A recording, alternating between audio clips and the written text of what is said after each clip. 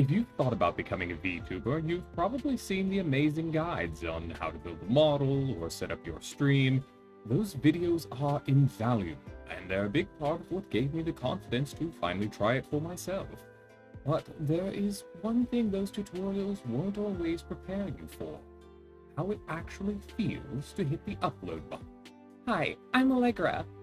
A month ago, I decided to stop watching and start doing.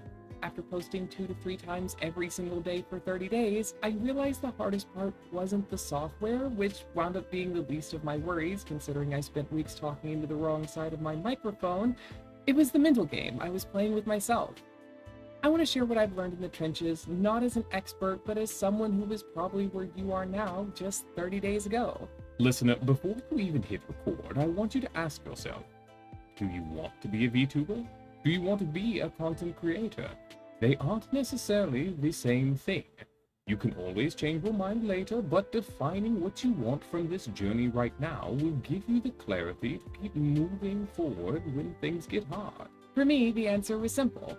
I wanted to show you that not only are you not alone, but that you are part of a long legacy of creatives. Art is how we share our inner worlds with the outer one. It's the way we connect when our busy lives try to keep us apart. When I remember that, the fear of failing doesn't seem so big anymore. Listener, if you want to make content, your first video is the first step. And the only difference between the first step out of bed and the first step on the moon is your willingness to see it through. Here's the truth. The more you tell yourself that first video has to be perfect, the longer it's going to take to make, and the less likely you are to be happy with the results. If you want to be a creator, you have to give your art the same grace you give yourself. The space to be imperfect. So, to start, I want you to record something. Anything at all. Personally, I recommend making it a short affirmation for yourself so that one day, and probably many more days after that, when you're looking back on your successes or wondering whether you even want to keep going, you have a message from your past reminding you that before you had ever made anything, there was a version of you that believed in yourself enough to take that terrifying first step.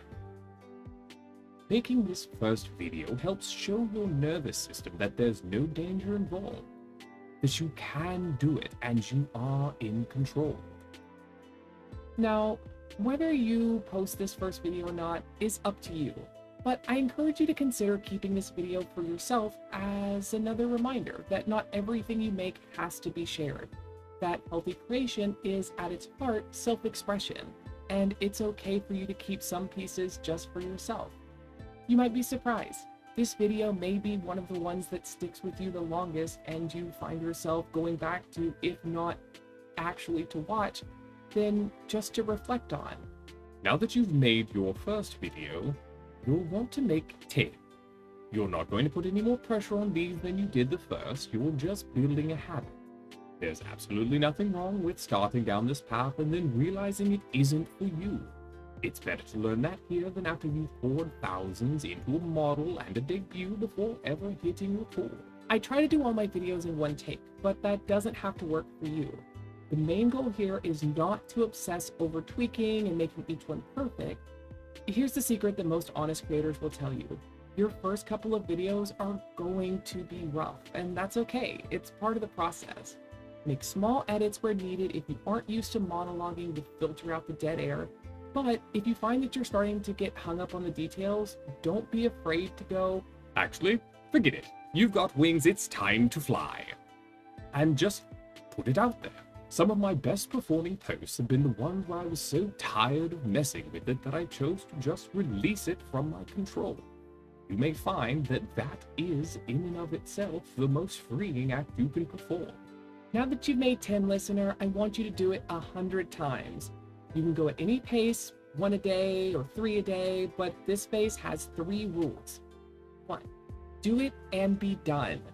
Don't obsess. If it isn't coming together perfectly, cool. Record it anyway and move on. Don't let yourself get hung up on the same thing. Rule 2. Value the routine, not just the output. If you can only manage 1 video today, congratulations. That's still 1 more than 0. If you have a burst of energy and want to make 5, Post 3 and save 2 for a day when your spoon drawer is empty. It will happen. We're building a sustainable rhythm, not a burnout. Rule 3, ignore the numbers. I can't stress this enough. Later on, you'll learn what resonates with your audience, but right now, the only metric that matters is that you are showing up for yourself. Once you figure out how to show up for yourself, you'll realize that you're actually not in this room alone, and it can happen faster than you think. I went from talking to nobody to having 40 or 50 people actually seeing these every day in just a couple of weeks. 100 seems like a daunting number when you haven't made your first video, but by your 10th it starts to feel more like a normal part of your routine. Remember that your brain is a pattern engine. It doesn't really care what you're doing if it can guess what will happen next most of the time. I recently released my 70th video, and it probably took about 15 or 20 before I stopped feeling completely out of my depth. There's still plenty I don't know, but now those things feel far more manageable. Once you've started showing up for yourself, it's time to start showing up for others. While you're small is actually one of the best places to be. You can respond to every comment and really get to know the familiar faces that you'll start to see. I remember the first time someone commented on one of my videos, and even though I knew it would probably happen eventually, I couldn't help but think, wait, where did you come from? How did you get here? Most guides will tell you to reply to amplify engagement, and while that is valuable information as a creator, that should be the reason that matters least to you as a person. Instead, think of this as your opportunity to meet someone new and make a real connection. Statistically, only 9% of people actively comment on posts or videos. That's about wonderful comments for every 1,000 views. When someone leaves a comment, they were so impacted by something that you made that they chose to step out and say something. Those encouraging words are often the very thing that helps you keep posting on the days when you aren't sure this is for you. Look back at why you started this journey. For me, when someone comments, it might be the only time we ever cross paths. I want to take that chance to remind them that I'm grateful that they stopped by and made me a part of their day. Listener, ask yourself, if you never saw this person again, what message would you want them to leave with? Community isn't just about your viewers. You are a VTuber now in a space with hundreds of thousands of other creators. I was petrified to comment on another's work, fearing they might see I'd posted videos of my own and see me as a clout chaser. But what's the worst that can happen? Let them know how their work resonated with you without the expectation that your work necessarily has to resonate with them in return. Or the expectation that, if it does, they will necessarily engage with you in the ways you might expect. Remember that 9%? Your favorite content creators are also content consumers. Now, I start my mornings learning about everything from moths to hidden gems that enable me to connect with you in exciting new ways, and that is because I allowed myself to be vulnerable. I encourage you to do the same. As for collabs, don't force relationships, build genuine connections, and opportunities will emerge organically. You don't immediately hang out with everyone you meet in the physical world, and content creation is no different. Over time, as you make friends and find where your interests overlap, these collaborations will happen naturally. After all, that's how it works in person. Admittedly, I haven't done any collabs yet, so I'm not the best person to ask about this. But I would encourage you to be gentle with yourself. If you're watching this, you've likely spent your life under the shadow of a system that frames everything as total success or devastating failure. But self-expression isn't that black and white. Don't be afraid to celebrate your wins, but when you fail, see it as an opportunity.